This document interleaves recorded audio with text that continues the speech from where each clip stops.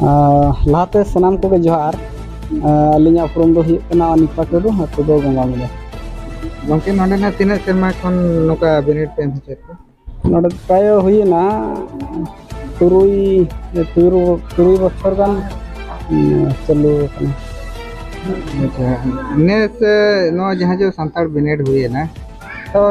नवा को इत्याते are check लेका तेखान आर कई बो सांगे दाड़े चेक लेका तेखान अबो बिस्ती खन बिस्ती हर बो चेक दाड़े होय नवा दो अड़ी बेस कथा कान गया बिस्ती हर सांगे हर को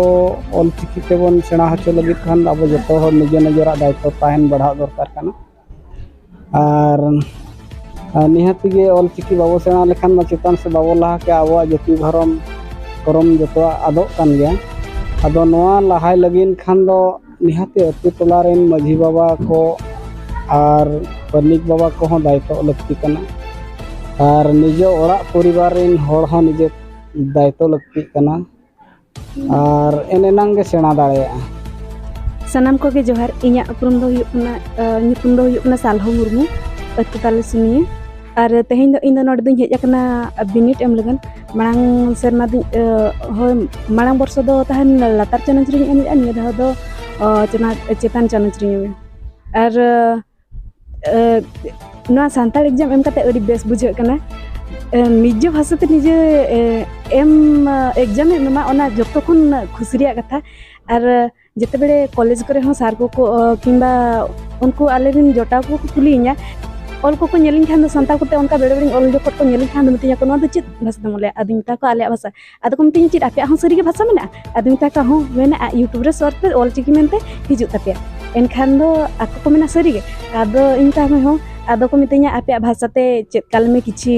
वर्ड किछि चेत काल में मेनते तापरे अलिया को किछि संताल ते वर्ड बांग नवा दो को मता नवा दो को आदो को आधा दो बाको बुझे ते को लांदाया और आधा दो उनका बाको लांदाया लांदा दो हेले ओना वर्ड को साब दोया जे बांग ओ नवा दो को मता और नवा दो आदो को अडी बेस्ता पे भाषा बुझे कना आले हो चेत काल में और उनका गे इन सला ओना वर्ड मिट्टी मिट्टी चेत अते इंसा दिन गे को उनका को कथा दाकाम जम के उतुम जम के इना मिट्टी कॉमन वर्ड के उनका को मेसाय ते को मितेኛ कुलिኛ को और ako रस्का को कुली साथ को लांदा दाराम जखन नोंका अबिन इकु छत्ती को नोंका को कुली बिना तो अबिना मन रे के लेकिन गर्व कथा हिजु इन दो अडी गर्व बुझा हर दो आधा को मेना लाजा पड़ा को बुझा मेना को संताल ते हम संताल को मेता को कना चेक को मेता हम लांदा मांगला मा को हेले इन दो ओना को दो बिन खतरा इन दी मेना इኛ भाषा कना इन दो इኛ भाषा ते जते बेले उडिया ते ओलो कान होगे हेले इन दो इኛ भाषा इन निहाती जानिबा दरकार माने बाडाय दरकार बाखाय दो ako jete bere udia hate udia bhasa ko badai darea kana इन चिकते संताल भाषा बइन बडाया माने बइन बडाय दाड़ेया और उनका इदी कते इन हो ऑल इन चेक किया और बिनिट हुन एम किया और हर इन रेन गाते कुड़ी को हो मेता कत कोई एम आबो मेनते उनको हो आधा दो रस्कते को एम गया और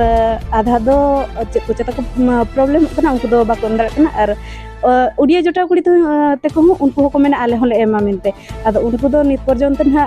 बिनिट एम औरिंग अगु दाड़िया का को और दोसर सेमा दिन चेष्टाया ako उड़िया को हो संताल ते जेमति कि इंग्लिश जोटा जहां हर बिना खाटो मचा उपरुम बेले मा हां तुम लय अलिंग उपरुम दो हुयुक कना आरती टुडू तेन ओका चाना पर अलिंग तेहें लता चंद्र लिंग एम के चंद्र को ऑल चिकी बिनिट एम कते बिन माने जे करते जे और बिन बापे को जहां तक मेना को बखान बिन मता आय हो का हन्यार हन्यार तेहें नवा ऑल चिकी बिनिट एम कते वारे के इन अते बिन ले नवा जहां एम के अलिंग अडी नापालिंग बुझाव किया जे अब नवा ऑल चिकी भाषा ते और आदमी ले को जे जतो हर गेबन ओलो मा मेनते जे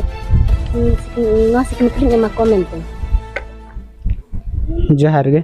अलिया तुम दो हुयुक ना चैतन्य टुडू और अलिया अतु दो गंगामुड़ा और तेहें दो अलिन दो नोडे दो बिनिड एम लिंग हेज कना और नवा दो अलिया दोसार शर्मा मिनिट कना चलान शर्मा खुना बिनिड एम लिंग हबाका नोडे बिनिड एम हेज कना लिंग अडी भागी लिंग बुझा और भागी नवा लिंग बुझा जे अब ऑल चिकी ते लिंग बिनिड लिंग एम अड़ी भागी लिंग बुझा और तेहें नोडे ᱢᱟᱨᱟᱝ ᱢᱟᱪᱮᱫ ᱞᱮᱠᱟ ᱫᱚ ᱚᱠᱚᱭ ᱠᱟᱱᱟᱭ? ᱢᱟᱨᱟᱝ ᱢᱟᱪᱮᱫ ᱫᱚ ᱱᱩᱠᱤन ᱡᱟᱦᱟᱸᱭ ᱱᱚᱰᱮ kin ᱥᱮᱴᱮᱨ ᱟᱠᱟᱱᱟ ᱨᱚᱵᱤᱱᱫᱨᱚ ᱴᱩᱰᱩ ᱦᱮᱸ ᱛᱮᱦᱮᱧᱟᱜ ᱱᱚᱰे ᱡᱮ ᱵᱤᱱᱤᱰ ᱥᱟᱠᱟᱢ ᱡᱮ ᱪᱮᱫ ᱮᱱᱥᱟᱨ ᱠᱚ ᱦᱮᱡ ᱞᱮᱱ ᱛᱟᱦᱮᱸ ᱵᱤᱱᱤᱰ ᱥᱟᱠᱟᱢ? ᱦᱚᱸ ᱟᱱᱥᱟᱨ ᱫᱚ ᱟᱹᱰᱤ ᱵᱷᱟᱹᱜᱤ ᱜᱮ ᱦᱮᱡ ᱞᱮᱱᱟ ᱦᱚᱞᱟ ᱫᱚ ᱛᱟᱦᱞᱮ ᱛᱟᱦᱮᱸ ᱟᱞᱮᱭᱟᱜ ᱫᱚ ᱥᱟᱶᱦᱮᱫ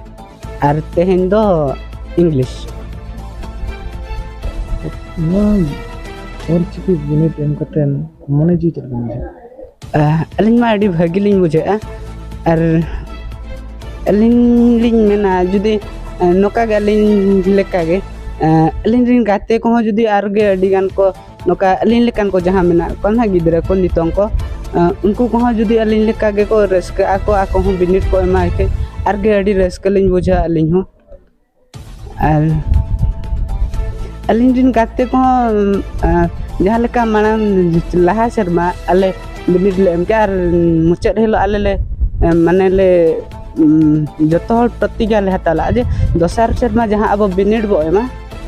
ओना बिनिट रो अबन गाते को आरगे अब लेकन को गाते को जोटाव को बो रिक्वेस्ट बाजे नवा आबो आलांते बिनिड एम लगिन तो अलिंग हो अड़ी गाते को अलिंग रिन गाते को लिंग रिक्वेस्ट लाट को मेता को तालिंग देलाबो आबो आलांते आबो हम बिनिड बो एमा